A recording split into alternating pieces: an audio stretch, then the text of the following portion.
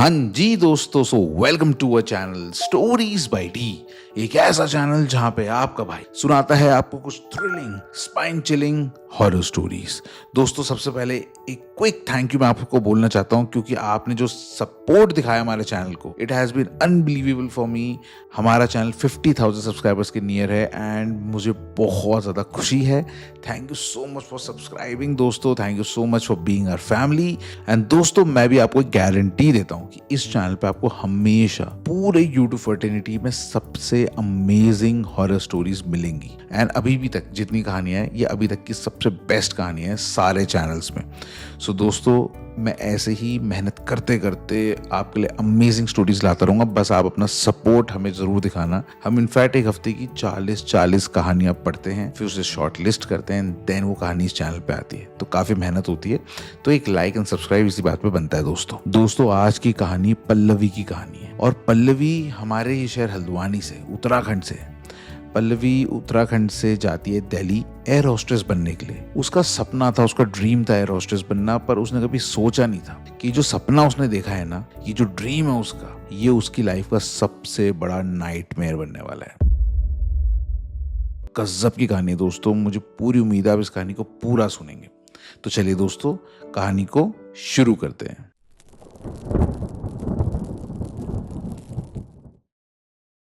दोस्तों, जैसे मैंने आपको बताया, ये कहानी पल्लवी की है।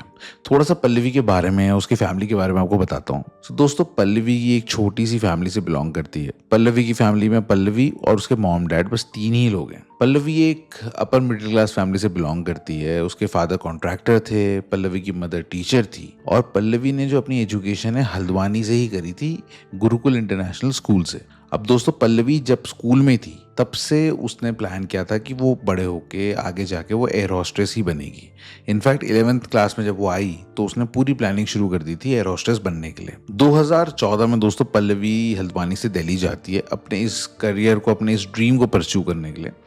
जब वो दिल्ली जाती है तो दिल्ली में वो मोती नगर में रहती है। तो वहाँ पे उसके फादर का एक फ्रेंड होते हैं, उनके घर पे ही वो 1 महीने के लिए करीबन रुकती है, और फिर उसके बाद मोती नगर में ही अपने लिए किराए का एक घर ले लेती है। अब जो घर वो किराए पे लेती है, मैं उसके थोड़ा सा आपको उसके बारे में बताता हूँ।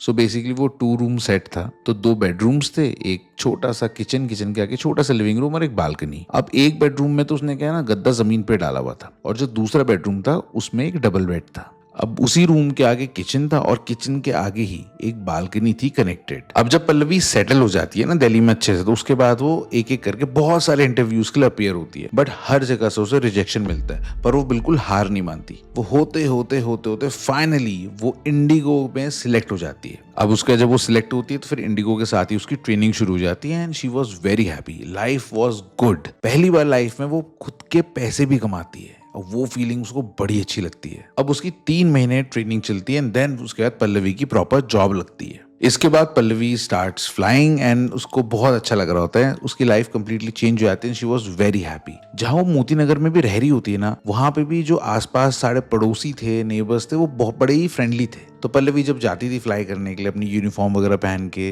तब भी वो उसे हाय हेलो करते थे, उसका हाल चाल पूछते थे। जब वो वापस आती थी तो उससे मिलते थे, उससे हाल चाल पूछते थे, चिट चैट करते थे। तो ऑल इन ऑल जो पूरी वाइब थी उस जगह की, बड़ी फ्रेंडली और बहुत अच्छी थी। दोस्तों, पल्लवी की लाइफ एकदम मस्त चल रही थी कि एक दिन उसके फादर आते हैं उससे मिलने दिल्ली। अब वो देखते हैं कि यार उनकी बेटी ने तो सब बढ़िया सेटअप कर लिया, घर ले लिया, बढ़िया से रह रही है, जॉब मस्त कर रही है। तो ही गेट्स वेरी हैप्पी। उसके बाद वो कुछ दिन वहां पे रुकते हैं, देन वो हल्द्वानी वापस आ जाते हैं। अब पल्लवी से मिलने के लिए वो अक्सर बीच बीच में आया करते थे, एंड इसी बीच क्योंकि वो कॉन्ट्रैक्टर थे तो उनको कुछ काम भी मिल गए थे दिल्ली वाले एरिया में। तो बस वो सोने पे सुहागा हो गया था। अब तो पल्लवी से मिलना भी हो जाता था, काम भी था, तो जो उसके फादर की फ्रीक्वेंसी थी दिल्ली आने की, वो काफी बढ़ जाती है। अब पल्लवी के जो पिताजी का नेचर था वो भी बड़ा ना फ्रेंडली, बड़ा जॉली था। वो ना सबसे हंस के बात करते थे, मुस्कुरा के सबको जवाब देते थे। इनफैक्ट जितने भी पड़ोसी थे ना, हर किसी से उनकी दोस्ती हो गई थी। अब वैसे तो उस लोकेलिटी में अंकल के काफी सारे दोस्त बन गए थे, पर पल्लवी जिस घर पे रहती थी उसके नीचे वाले फ्लोर पे एक अंकल रहा करते थे, उनसे उनकी दोस्ती बेहतरीन हो गई थी, बढ़िया दोस्ती हो गई थी।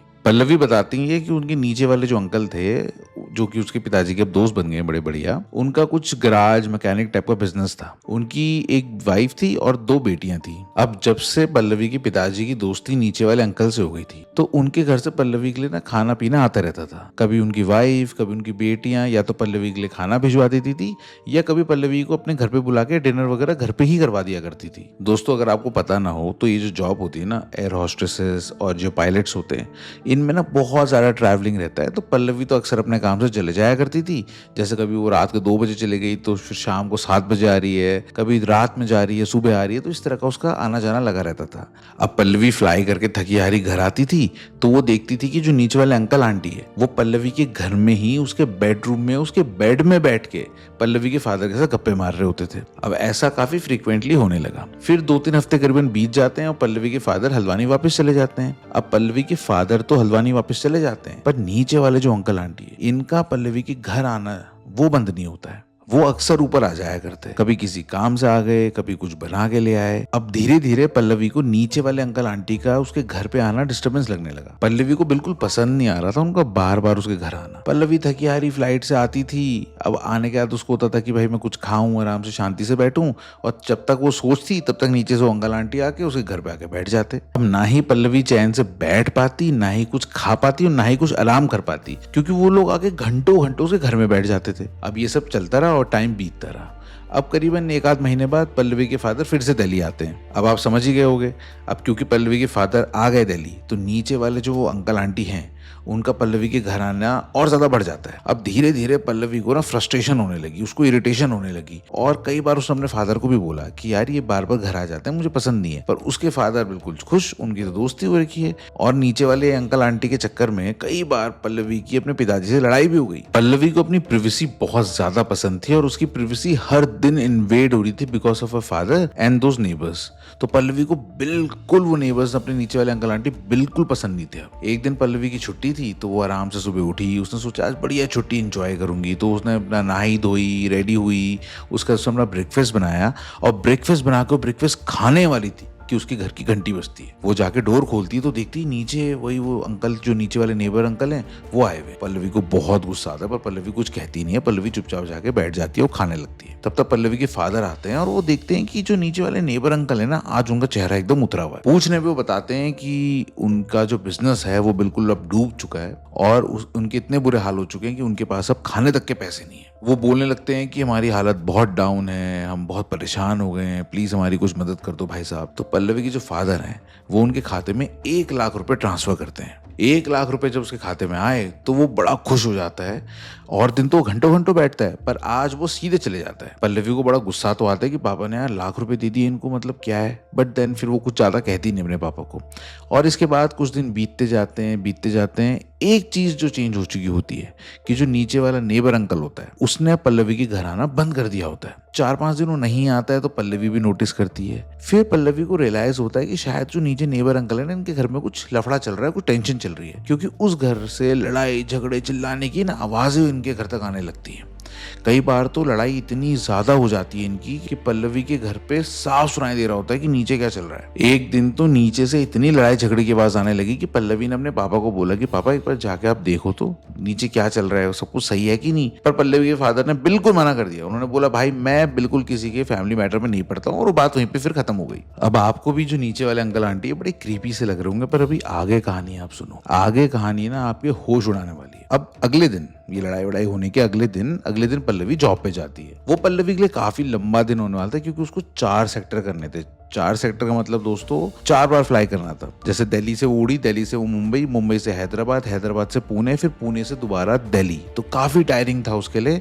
और शाम को जब वो अपने घर आती है तो वो देखती है मोहल्ले में बड़ी शांति। वो अपने घर पहुंचती है, नहाती है, चेंज करती है, फिर खाना खा के बेड पे लेट जाती है। पल्लवी के जो पिताजी हैं वो भी बगल वाले रूम में आराम कर रहे होते हैं। पल्लवी की हल्की सी आंख ही लगी होती है कि उसको नीचे से बहुत तेज चिल्लाने की और हल्ले की आवाज आने लगती है। पापा पापा, बस ये चिल्लाने की आवाज आ रही होती है, और ये आवाज कहीं और से नहीं, उनके नीचे वाले फ्लैट से, यानी वही पड़ोसी अंकल आंटी के घर से आ रही होती है। पापा दरवाजा खोलो, पापा प्लीज दरवाजा खोलो। बस दरवाजे पे मारने पीटने और चिल्लाने की आवाजें पल्लवी को आ रही होती है। पल्लवी के फादर तो नीचे जाते हैं, बट पल्लवी नीचे नहीं जाती। पल्लवी अपनी बालकनी में चले जाती है और वहां से नीचे देखने की कोशिश कर रही होती है। एक्चुअली जब ये शोर मचता है तो बहुत सारे पड़ोसी नीचे वाले अंकल के घर के बाहर आ जाते हैं, काफी भीड़ हो जाती है। तो वैसे पल्लवी नीचे जाना उसको सही नहीं लगता। वैसे भी वो ना बड़ी सॉफ्ट हार्टेड लड़की होती है पल्लवी, जल्दी घबरा भी जाती है। तो बस ऊपर से वो सुनने और देखने की कोशिश कर रही होती है। चिल्लाने की आवाजें कंटिन्यूअसली आते जाती है, पापा दरवाजा खोलो, दरवाजा खोलो। और जब बहुत देर तक चिल्लाने के बाद भी दरवाजा नहीं खुलता है तो पल्लवी समझ जाती है कि नीचे वाले अंकल ने अपने आप को किसी कमरे में शायद बंद कर लिया। काफी देर तक उनकी बेटियां चिल्लाते रहती हैं, पर अंकल अंदर से दरवाजा नहीं खोलते। और जब वो दरवाजा नहीं खोलते तो आस पड़ोसी की मदद से वो दरवाजे को तोड़ देते हैं। पल्लवी को फील हो रहा होता है कि किसी मोटी सी चीज से, किसी भारी चीज से वो दरवाजे में मार रहे हैं, और भड़ाक की आवाज आती है और दरवाजा खुल जाता है। और जैसे दरवाजा खुलता है दोस्तों, 1-2 सेकंड का पॉज होता है और फिर आती है रोने की और चिल्लाने की आवाजें। पल्लवी को दिख कुछ नहीं रहा होता है, पर वो सुन के हर चीज रियलाइज कर रही होती है कि नीचे क्या चल रहा है। नीचे वाली आंटी और उनकी दोनों बेटियां जोर जोर से रो रहे होते हैं कि हाय ये क्या कर लिया पापा आपने, हमें छोड़ के क्यों चले गए, हम क्या करेंगे। अब ये सारी चीजें देख के और सुन के पल्लवी का दिल बैठ गया। वो वैसे ही बड़ी ना सॉफ्ट हार्टेड सी थी, जल्दी घबरा जाती थी। उसके घर के नीचे उसकी नोन, उसकी जान पहचान, उसके घर के अंदर आने वाले इंसान ने कर लिया है, तो सोचो उसको कितनी घबराहट हो रही होगी। वो घर में अकेली थी, उसके पिताजी नीचे थे, तो वो काफी बस उसको पैनिक सा हो रहा था कि तब तक उसके पिताजी आ जाते हैं और वो पल्लवी को बताते हैं कि जो नीचे वाले भाई साहब थे उन्होंने तो पंखे से लटक के खुदकुशी कर ली। पल्लवी वॉज इन शॉक, क्योंकि यार वो आदमी जो डेली पल्लवी के घर आ रहा है और घर पे बैठ के उसके पिताजी के साथ घंटों घंटों गप्पे मार रहा है, ऐसा अचानक से क्या हो गया कि उसने कर लिया। पल्लवी रोने लग जाती है। पल्लवी रो तो रही थी, पर सबसे अजीब बात ये थी कि जब पल्लवी रो रही थी, पल्लवी के पिताजी ने उसे एक बार भी चुप नहीं कराया। और कायदे से पल्लवी अपने पिताजी के रिएक्शन को देख के हैरान हो गई थी, क्योंकि यार जिसने नीचे सुसाइड किया है वो उसके पिताजी के दोस्त हैं। इस पूरी लोकेलिटी में वो उनके बेस्ट फ्रेंड हैं। दिन भर वो बैठ रहे हैं, 4-4 घंटे तक बातें कर रहे हैं, गप्पे मार रहे हैं। उस इंसान ने कर लिया और इसके पिताजी के चेहरे पे एक शिकन तक नहीं है, कुछ खास फर्क ही नहीं पड़ रहा उनको। खैर इसके बाद नीचे जो सोसाइटी के लोग होते हैं पुलिस को बुलाते हैं। पुलिस आती है, फिर पुलिस वो जो बॉडी होती है उसको पंखे से नीचे उतारती है। उनके बीवी बच्चे सब रो रहे होते हैं, वहां पे चिल्ला चिल्ला के फूट फूट के रो रहे होते हैं। एकदम से बहुत ही गंदा माहौल हो गया था, समझाना ही मुश्किल है इस फीलिंग को। तो खैर पुलिस जाती है अंदर, फिर बॉडी को बाहर लेके आती है। और जब वो बॉडी को बाहर लेके आती है ना, तो पल्लवी अपनी बालकनी में खड़ी होती है और पल्लवी उस बॉडी को देख लेती है। जैसे ही पल्लवी वो अंकल की बॉडी को देखती है, पल्लवी के अंदर एक अजीब सी फीलिंग आती है, बहुत ही एक डिफरेंट टाइप की फीलिंग। पल्लवी को उनके लिए कुछ ज्यादा ही बुरा लग जाता है, कुछ ज्यादा ही सिंपैथी फील होती है और वो रोने लगती है जोर जोर से। पल्लवी बताती है वो जो फीलिंग थी ना, वो बहुत ही दया वाली फीलिंग थी, कि होता है ना कि ओह इनके साथ कितना बुरा हुआ टाइप्स, वैसी फीलिंग उसको आ जाती है और बहुत ज्यादा। इसके बाद क्योंकि सुसाइड था तो उनकी बॉडी को पोस्टमार्टम वगैरह के ले जाए जाते हैं। फिर उसके आगे जो भी प्रोसीजर हुआ होगा पल्लवी बताती है जितना उसको याद है। अगले दिन फिर उनकी बॉडी को घर लाते हैं अपने लास्ट रिचुअल्स के लिए। फिर घर पे उनके रिचुअल्स वगैरह होते हैं एंड देन उसके बाद फाइनली उनको अंतिम संस्कार के लिए ले जाया जाता है। मीनवाइल पल्लवी की थोड़ी सी तबीयत खराब हो गई थी। जिस रात ये सब हुआ उस रात पल्लवी 1 मिनट के लिए भी सो नहीं पाई थी। वो अपनी मॉम को कॉल करती है और बहुत डरी हुई होती है वो।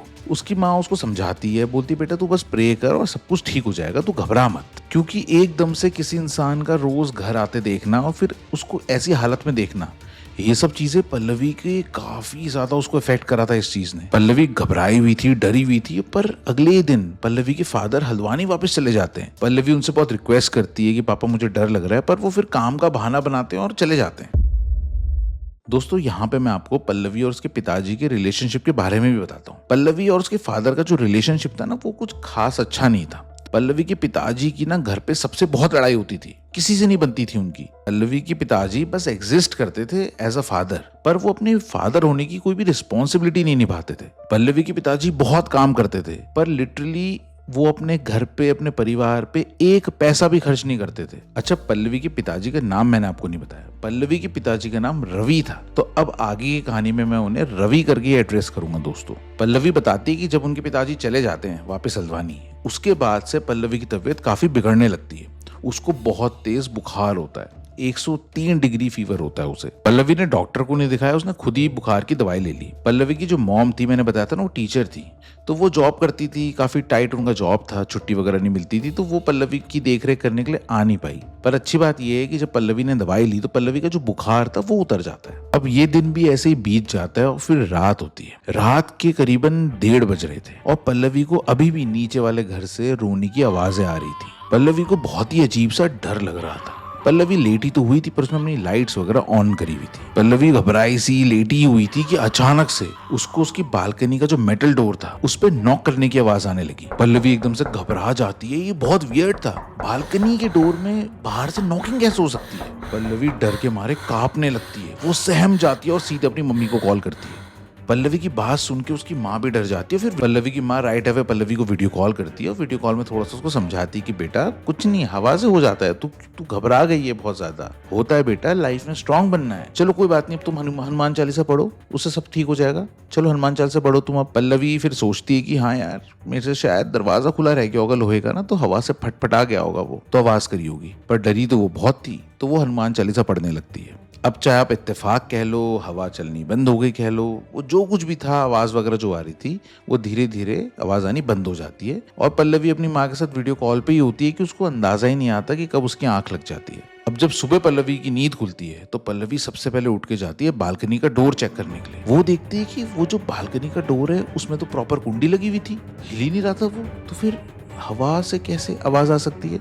पल्लवी की पूरी बॉडी में एकदम चिल्स आ जाते हैं। वो घबरा के दोबारा से अपनी मम्मी को कॉल करती है, अरे बेटा कभी कभी तेज हवा से हो जाता है, ऐसे घबराती नहीं है बेटा, तू तो बहुत बहादुर है, चल चल ज्यादा मत सोच, तू एक काम कर मंदिर हुआ। वैसे आज पल्लवी का वर्किंग डे था पर वो सिक लीव ले लेती क्योंकि पल्लवी की बॉडी में ना literally she was drained, energy नहीं थी उसकी बॉडी में बिल्कुल। खैर डरते डराते समझते समझाते ये दिन में निकल जाता है। अब रात होती है। पल्लवी घड़ी देखती है, रात के करीबन 11 बजे थे। पल्लवी सोचती है कि उसको अब सो जाना चाहिए क्योंकि एक तो उसकी तबीयत सही नहीं थी, दूसरा उसने भी मेडिसिन भी ली थी, तो पल्लवी सोने की तैयारी करती है। पर पल्लवी बताती है जैसे ही वो सोने जाती है वैसे ही नीचे से जोर जोर से रोने की आवाज आने लगती है। पल्लवी की हल्की सी नींद, वो रोने की आवाज और सडनली पल्लवी को स्लीप पैरालिसिस होता है। और वो जो स्लीप पैरालिसिस था, उस स्लीप पैरालिसिस में पल्लवी नीचे जो अंकल हैं जिन्होंने फांसी लगा ली थी वो उनको अपने कमरे में देखती है। वो पल्लवी के सामने खड़े थे और वो रो रहे थे। ना पल्लवी हिल पाई और ना ही वो चिल्ला पाई। थोड़ी देर ये टेरर चला पल्लवी का और फिर उसकी नींद खुलती है फाइनली। कुछ सेकंड्स के लिए ये हॉरर पल्लवी की आंखों के आगे चलता रहा और फिर पल्लवी की नींद खुलती है। अब जब पल्लवी की नींद खुलती है तो पल्लवी का रोम रोम घबरा चुका था, वो दहशत में थी।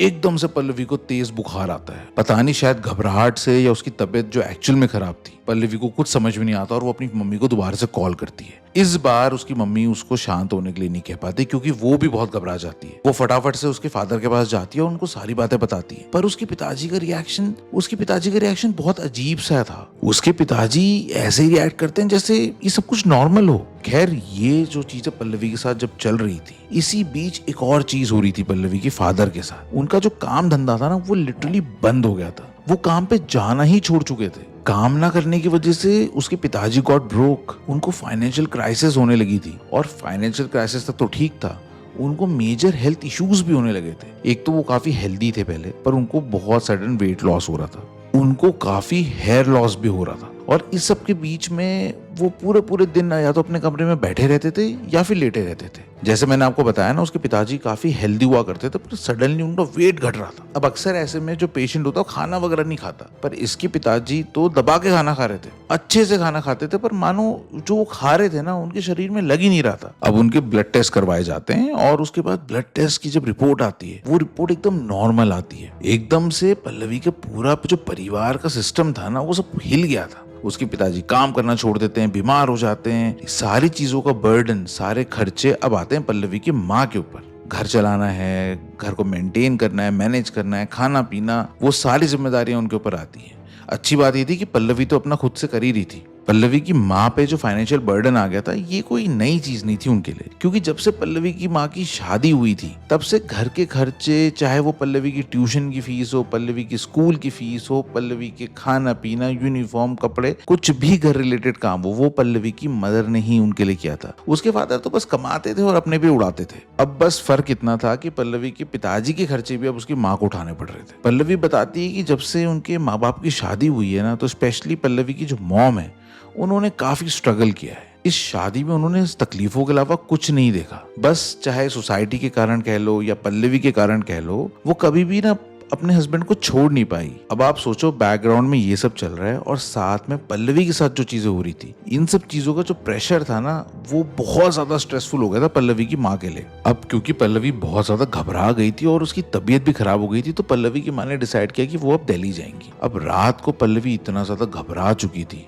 कि पल्लवी के सामने वाला जो फ्लैट था वहां पे एक लड़की रहती थी जिसका नाम था पिंकी। क्योंकि पल्लवी बहुत घबराई हुई थी तो देर रात उसने पिंकी के घर पे जाना ही सही समझा। पल्लवी रात भर उसके घर पे ही रुकती है और अगले दिन सुबह 11 बजे पल्लवी की माँ पहुंच जाती है। जब उसकी माँ पहुंचती है तब जाके पल्लवी अपने घर वापस आती है। अच्छा, पल्लवी की मम्मी ना काफी स्पिरिचुअल और काफी पूजा पाठ वाली थी, तो जैसे ही वो पहला कदम रखती है ना उस घर के अंदर, उनको कुछ अजीब सा महसूस होता है। दोस्तों, पल्लवी की माँ को ना मैं आंटी बोल के एड्रेस करता हूँ, आपको समझने में भी आसान रहेगा, मुझे बताने में भी आसान रहेगा। अब जैसे मैंने बताया कि आंटी ने जैसे ही पहला कदम रखा था घर में, उनको बड़ी नेगेटिविटी सी फील हुई, तो वो आती हैं, फटाफट नहाती हैं, उसके बाद वो अपनी पूजा पाठ जो उनका रूटीन होता है वो करती हैं और उस घर के हर कोने में ना अगरबत्ती, धूप वगैरह जलाती हैं। उसके बाद जो लोहे का दरवाजा था जहाँ से आवाज आ रही थी, वो वहां पे ना कुछ धागा सा बांध देती हैं। अब ऐसे ही दिन बीत जाता है। पल्लवी को थोड़ा बेटर लगता है क्योंकि उसकी मॉम आ चुकी है। तो फिर दिन बीत जाता है, शाम होती है, फिर धीरे धीरे रात होती है। पल्लवी और आंटी दोनों खाना वगैरह बनाते हैं। देन खाना खा के बस बेड में लेटे ही होते हैं कि उनको दरवाजे के बाहर नॉकिंग साउंड आता है। पल्लवी को लगता है कि शायद पिंकी आई होगी, लेकिन हाँ, जब वो दरवाजा खोलती है ना तो उनको अपने शरीर पे ना एक ठंडी हवा महसूस होती है, जैसे मानो कोई जोर से आके उनके शरीर से टकराया हो। और बस इसके आधे घंटे के बाद आंटी की भी तबीयत खराब होने लगती है। आंटी को उल्टियां होने लगती हैं और फिर उनको बहुत तेज फीवर आ जाता है और साथ में पल्लवी की भी हालत बिल्कुल सेम होती है। दोनों दवाई लेते हैं, दवाई लेके थोड़ी सी उनकी हालत ठीक होने लगती है। फिर उसकी माँ पल्लवी से कहती है कि बेटा एक काम करते हैं, हल्द्वानी चलते हैं, वहां हम किसी पंडित जी को दिखा लेते हैं, मुझे जो कुछ भी है ना इस घर में या कुछ तो गलत है बेटा, मुझे सही नहीं लग रहा। खैर अगले दिन ये कुछ भी करें, चाहे हल्द्वानी जाए चाहे घर पे रहें, पर आज की रात इन्होंने इस घर में ही काटनी थी। अब देर रात पल्लवी के साथ फिर से कुछ बहुत अजीब होता है। पल्लवी वॉशरूम जाती है और जैसे ही वॉशरूम जाती है घर की लाइट चली जाती है। वहां अक्सर लाइट जाया नहीं करती थी तो वहां पे इन्वर्टर भी नहीं था। जैसे ही लाइट जाती है तो पल्लवी बताती है कि बिल्कुल उसको ऐसा लगा जैसे सब कुछ शांत हो गया हो, जैसे आस पड़ोस में जो हवा भी चल रही हो ना वो भी रुक गई हो। पल्लवी बस बाथरूम में होती है कि उसको सडनली बाथरूम में किसी की प्रेजेंस फील होती है।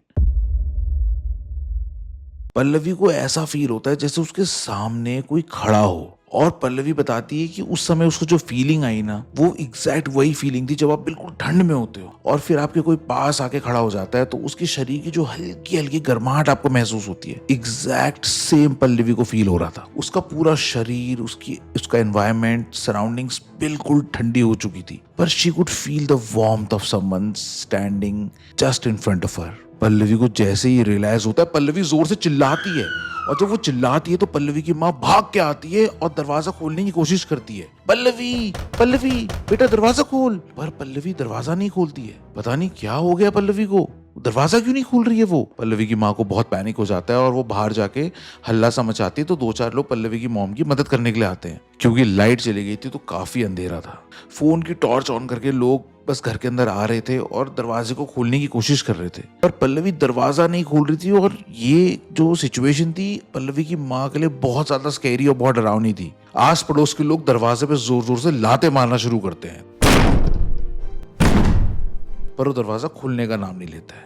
अंदर से पल्लवी की कोई आवाज नहीं आ रही होती। पल्लवी की माँ वहां पे रोने लगती है जोर जोर से कि भड़ाक करके दरवाजा खुलता है और उसके बाद पल्लवी की माँ जो अंदर सीन देखती है, उनके पैरों तले जमीन हिल जाती है। वो देखती है कि पल्लवी का जो पैजामा है वो खुला हुआ है और पल्लवी जमीन पे गिरी हुई है। वो भाग के अंदर जाती है, पल्लवी के कपड़े ठीक करती है और किसी तरह पल्लवी को बाहर लेके आती है। फिर पड़ोसी की गाड़ी में पल्लवी को बैठा के सीधे हॉस्पिटल ले जाया जाता है। हॉस्पिटल जाके पल्लवी को थोड़ा सा होश आता है। पल्लवी होश में जरूर आ जाती है पर वो शॉक में होती है ना वो कुछ बोल पा रही होती है, ना ही वो कुछ खास मूवमेंट कर पा रही होती है। पूरी रात हॉस्पिटल में ही पल्लवी की कट जाती है और सुबह उसको हॉस्पिटल से डिस्चार्ज मिलता है। पल्लवी को घर लेके आते हैं, अब सामान वगैरह उठाते हैं और फिर वहां से सीधे पल्लवी और आंटी दोनों हल्द्वानी के लिए निकल पड़ते हैं। इस दौरान पल्लवी के ऑफिस से लगातार फ्लाइट्स के लिए उसको कॉल आ रहे होते हैं।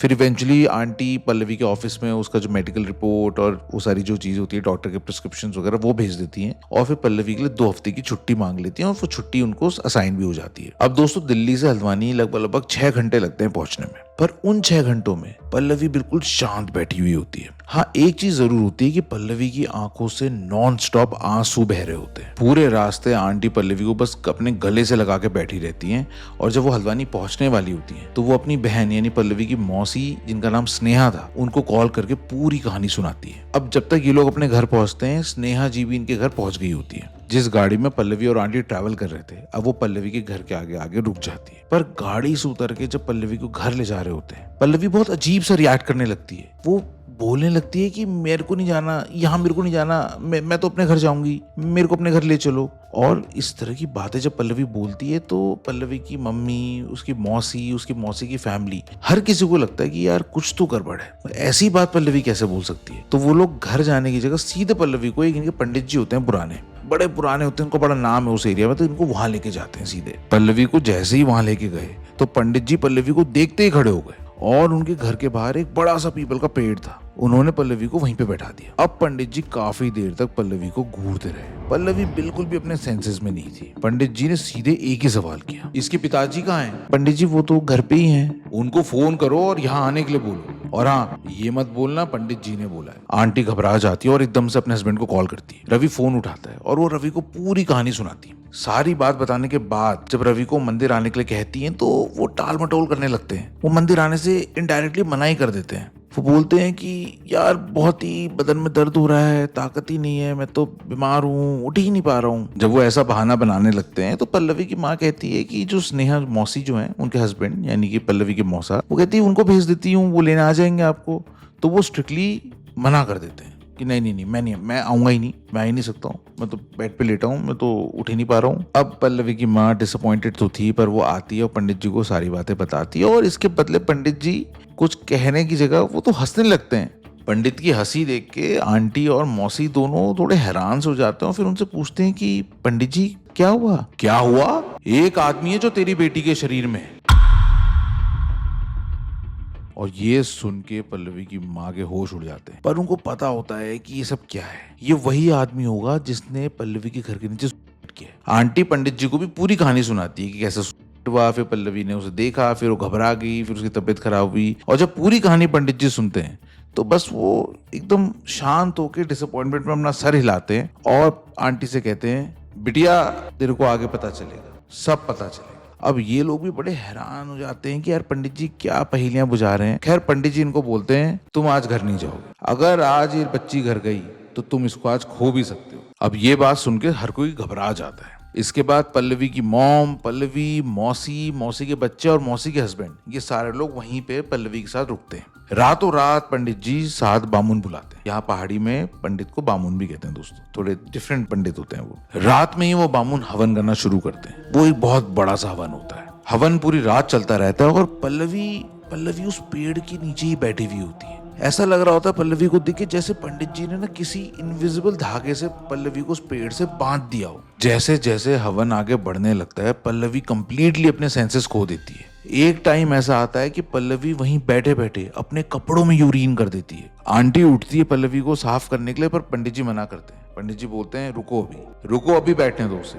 पल्लवी की हालत देख के सबको ये लग रहा होता है कि जैसे पल्लवी बस अपने लास्ट टाइम में है। हर कोई बहुत घबरा जाता है, पर पूजा नहीं रुकती। पूजा लगातार चलते रहती है। अब पल्लवी की ऐसी हालत देख के सबसे बुरा हाल आंटी का ही हो रहा होता है। अब कौन माँ अपने बच्चे को ऐसी हालत में देख सकती है। वो बस रोते रोते अपने हस्बैंड को कोस रही होती है, कह रही होती है रवि कितना घटिया आदमी है, ये कैसा बाप है, बेटी तड़प रही है, मर रही है, फिर भी नहीं आ रही है। तो इसी पे पंडित जी बोलते हैं, बिटिया अगर वो यहाँ आ जाए तो हमारी आज तक की तपस्या खत्म हो जाए, वो नहीं आएगा यहाँ।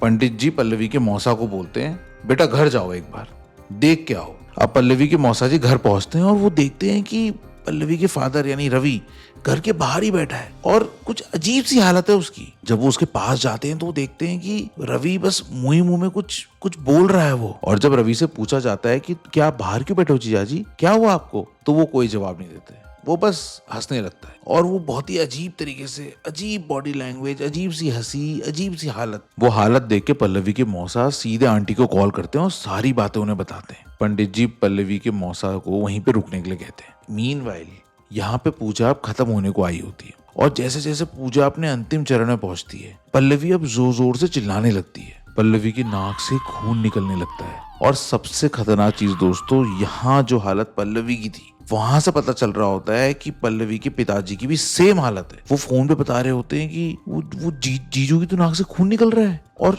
शायद उनको तकलीफ हो रही है, वो चिल्ला रहे हैं। अब रवि क्योंकि जोर जोर से चिल्ला रहा होता है तो आस पड़ोस के लोग इकट्ठा हो जाते हैं और सब बस यही पूछ रहे होते हैं कि क्या हो गया इनको। खैर मौसा वहां पे बस किसी तरह से बात को निपटा देता है बोल के कि इनकी तबीयत बड़ी खराब है, इनको थोड़ा तकलीफ हो रही है बॉडी में और बस एम्बुलेंस आ ही रही है, आप घबराओ मत। मंदिर में पूजा अब ऑलमोस्ट खत्म होने को आ गई होती है और पल्लवी एकदम से शांत हो जाती है। पंडित जी उसके पास जाते हैं, उसको टीका लगाते हैं और उसके ऊपर फिर गंगा जल डालते हैं। इसके बाद पंडित जी इनको बोलते हैं कि चलो अब घर चलते हैं।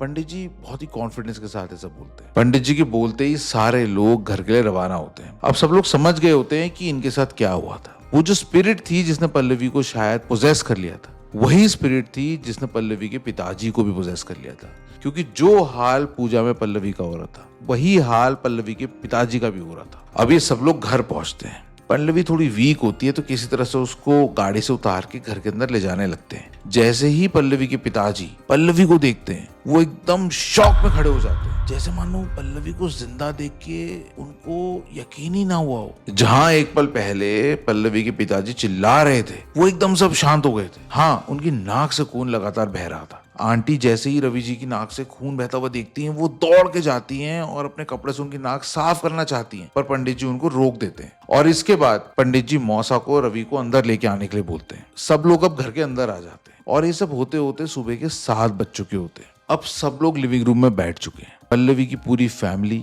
पल्लवी की मौसी की पूरी फैमिली, पंडित जी और पंडित जी के साथ 5 और बामुन। जो बड़े पंडित जी थे वो पल्लवी को अपने पास बुलाते हैं और पल्लवी को अपने पास बैठाते हैं और फिर ठीक अपने सामने वो पल्लवी के फादर को बैठवाते हैं। पल्लवी तो अपने सेंसेस में नहीं थी, पर जितने भी लोग उस कमरे में अपने होश और हवास में थे, पंडित जी ने जो सवाल किए रवि से, वो सवाल सुन के उन सबके भी होश उड़ गए। पंडित जी रवि की आंखों में देख के बोलते हैं, कहां गया था अपनी बच्ची को मरवाने के लिए, इसको खत्म करने के लिए गया था, क्यों किया तूने ये? सामने से कोई जवाब नहीं आता। रवि जी वहां पे बैठे तो थे पर उन्होंने ऐसे रिएक्ट किया जैसे उन्हें कुछ सुनाई ना दिया हो। पंडित जी ने फिर से पूछा, क्यों मारना चाहता है अपनी बच्ची को, क्या करा इसने तेरा? सामने से कोई जवाब नहीं आता। पंडित जी फिर चिल्लाते हैं, बोल जल्दी। और फिर रवि बोलने लगता है। वो बोलता है, इसने मेरी जिंदगी बर्बाद कर दी थी, मेरी बीवी के बीच में कुछ नहीं रहा सिर्फ इसकी वजह से। वो बोलती है, बच्ची की क्या गलती है? बच्ची ने अगर तेरे को किसी और औरत के साथ पकड़ लिया तो इसमें बच्ची की क्या गलती है? पल्लवी की माँ रोते रोते बोलती है, इस आदमी का कितनी औरों के साथ अफेयर रहा है, पल्लवी ने इसे कितनी बार रंगे हाथों पकड़ा है, कभी इसकी व्हाट्सएप की चैट पकड़ी है, कभी इसकी कॉल्स पकड़ी है। उस बच्ची ने तो जो देखा उसने मुझे बताया, उसकी क्या गलती है? इस आदमी को 2 पैसे की शर्म नहीं है। इसकी बेटी के स्कूल में इसके अफेयर्स के चर्चे होते थे, वो बेचारी घुट घुट के स्कूल में पढ़ती थी, 1 रुपया आज तक कमा के घर पे नहीं दिया, मुझे हमेशा इमोशनल करके झूठ बोल के बहला फुसला के मेरे से पैसे मांगता था। 10 दिन पहले मेरे से 1 लाख रुपए मांग के गया है, ये बोल के कि पल्लवी के लिए ज्वेलरी लेने गया हूँ। कहाँ है वो ज्वेलरी? कोई ज्वेलरी नहीं थी, इसने याशी में पैसे उड़ाए होंगे। तभी पंडित जी बोलते हैं, ये आदमी नहीं है, ये दानव है। जो अपनी बच्ची के लिए बलि चढ़वाने जाए वो आदमी नहीं हो सकता। इसने सारी कोशिश करी इस छोटी सी बच्ची को मारने, पर तुम्हारी पूजा पाठ, तुम्हारा जो ये भगवान पे भरोसा है बेटा, उसने तेरी बेटी को बचाया है। जो भी इसने तेरी बच्ची पे कराया है सब इस पे उल्टा पड़ गया है, देख ये तड़प तड़प के मरेगा, बेटा इसको यहाँ से निकाल दे। और तभी आंटी रवि जी को धक्के मार मार के घर से बाहर निकाल देती है। हर कोई गुस्से में तो था। पंडित जी के बोलते ही मौसा उठता है और रवि के 2-3 चढ़ के झापट रसीद करता है और फिर धक्के मार के उसको घर से बाहर निकाल दिया जाता है। जैसे ही रवि जी घर से बाहर निकलता है, पंडित जी इनको बताते हैं कि इसने जो कुछ भी किया था बेटा, सब काट दिया मैंने, पर इससे दूर रहना होगा। भूल के भी ये आदमी इस घर के अंदर नहीं आना चाहिए, चाहे तुम पुलिस बुला लो। पर फिर वही दोस्तों, पल्लवी बताती है कि उस सिचुएशन में पल्लवी की मॉम फिर से वही कि समाज क्या होगा, लोगों में थू थू होगी, ये सब होगी, इन सब चीजों के चलते वो पुलिस नहीं बुलाती। पर हाँ, इसके बाद वो उस आदमी से कंप्लीटली अपनी टाइज कट कर देती है। पल्लवी बताती है कि इस समय तक उसको भी काफी हद तक होश आ गया होता है। उसको ऐसा फील हो रहा होता है जैसे वो एक सपने से उठी है। वो देखती है कि पंडित जी एक तावीज को मंत्र से पढ़ते हैं उस पे, और फिर उस तावीज को इनकी गेट पे बांध देते हैं, और बस जैसे वो तावीज बांधते हैं उसके बाद बस चीजें इनके लिए बेटर बेटर बेटर ही होते जाती है। पल्लवी और पल्लवी की माँ दोनों को यकीन नहीं हो रहा था कि पैसे, स्वार्थ, जलन, गुस्सा, ईर्ष्या चाहे कितनी हो, कोई इंसान इतना कैसे गिर सकता है कि वो अपनी बेटी पे ही काला जादू करा दे, बेटी को ही मारने के लिए बलि चढ़वा दे उसके नाम की। खैर, ये इनफ रीजन था कि ये दोनों ने कंप्लीटली उस आदमी से अपनी टाइज कट कर दी। और आज के टाइम पे दोस्तों अभी पल्लवी और उसकी माँ दोनों ही बहुत अच्छी लाइफ जी रहे हैं। पल्लवी की मदर ने अपना ट्रांसफर करा लिया और अभी वो जिस शहर में बताने के लिए पल्लवी ने मना करा है, बट वो एक अच्छी बढ़िया लाइफ जी रहे हैं। पल्लवी ने अपनी जॉब रिज्यूम कर ली। She is also doing very well. वो उनका जो फ्लाइट अटेंडेंट होते हैं ना, उसके ऊपर फिर एक चेक समथिंग होता है, तो वो उसमें अब उसका प्रमोशन हो चुका है। वो पल्लवी बताती है that she earns really well now, और मदर भी उसके अच्छा कर रहे हैं। They are very happy. उन्होंने इस घर को बेचा, फिर अपना एक नया जो जगह जहाँ वो ट्रांसफर हुआ उन्होंने घर ले लिया, उन्होंने अब इन्वेस्ट तक कर दिया है। मतलब अच्छा चल रहा है उनकी लाइफ में, सब कुछ अभी बढ़िया चल रहा है। बस उस एक आदमी की हटने की देर थी और इनकी लाइफ जो इतनी नेगेटिव थी वो सडनली उतनी ही पॉजिटिव में चेंज हो गई दोस्तों। पल्लवी बताती है कि ये अभी तक उसके लिए मिस्ट्री है कि जो नीचे अंकल ने सुसाइड किया था वो क्या रीजन था। क्या रवि जी ने कुछ ऐसा उसको खिला पिला दिया जिसकी वजह से शायद उसने अपनी जान दे दी, या पता नहीं ऐसा क्या हुआ कि वो आदमी मरा और उसके बाद से चीजें शुरू हुई। ये चीज अभी भी इनको समझ में नहीं आई है। और पल्लवी बताती है अभी तक कभी कभी जब उसको याद आ जाता है ना, तो वो रात को अकेले बाथरूम तक नहीं जा पाती। अभी तक वो इतना डरती है, जबकि इस बात को 2014 की बात है। तो अब आप सोच लो कितने साल हो गए। ऐसा होता है दोस्तों, कई बार ऐसे किस्से हमारे साथ, ऐसी इंसिडेंट और ऐसी चीज हमारे साथ हो जाती है ना, जो कि बताना ही मुश्किल होता है। और अगर आप किसी को बताओगे तो लोगों का उस पर यकीन कर लें, ये भी चीज बड़ी मुश्किल है। बट हाँ, जिसने जी होती है उसको तो पता होता है। और यही रीजन है कि आप लोग भी इन चीजों से, इन कहानियों से कनेक्ट करते हो, क्योंकि बहुत सारे आप लोग भी ये सारी चीजें अपनी लाइफ में एक्सपीरियंस कर चुके हो, इंक्लूडिंग मी। तो बस दोस्तों, ये थी पल्लवी की कहानी। काफी